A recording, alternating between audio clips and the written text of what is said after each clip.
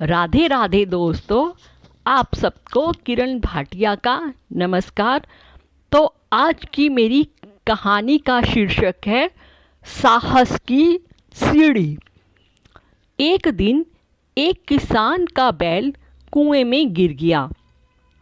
वह बैल घंटों जोर जोर से रोता रहा और किसान सुनता रहा और विचार करता रहा कि उसे क्या करना चाहिए और क्या नहीं।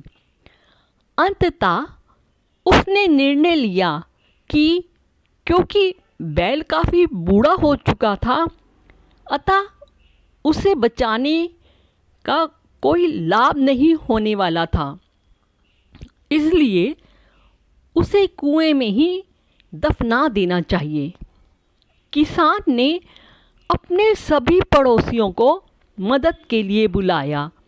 सभी ने एक एक फावड़ा पकड़ा और कुएं में मिट्टी डालनी शुरू कर दी। जैसे ही बैल की समझ में आया कि यह क्या हो रहा है, वह और जोर जोर से चीख चीख कर रोने लगा और फिर अचानक वह आश्चर्यजनक रूप से शांत हो गया। सब लोग चुपचाप कुएं में मिट्टी डालते रहे।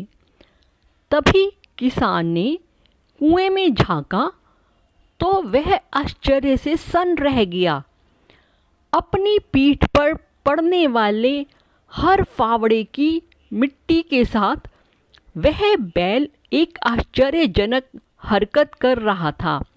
वह हिल हिल कर उस मिट्टी को नीचे गिरा देता था और फिर एक कदम बढ़ाकर उस पर चढ़ जाता था। जैसे जैसे किसान तथा उसके पड़ोसी उस पर फावड़ों से मिट्टी गिराते, वैसे वैसे वह हिल हिल कर उस मिट्टी को गिरा देता और एक सीढ़ी ऊपर चढ़ जाता। जल्दी ही सबको आश्चर्यचकित करते हुए वह बैल कुएं के किनारे पर पहुंच गया और फिर कूदकर बाहर भाग गया।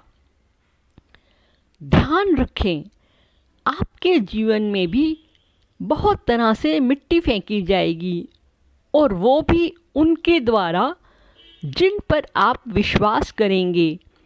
बहुत तरह की गंदगी आप पर गिरेगी। आपको आगे बढ़ने से रोकने के लिए कोई बेकार में ही आपकी आलोचना भी करेगा। कोई आपकी सफलता से ईर्ष्या के कारण आपको बेकार में ही भला बुरा कहेगा। कोई आपसे आगे निकलने के लिए कई ऐसे रास्ते अपनाता हुआ दिखेगा जो आपके आदर्शों के विरुद्ध होंगे।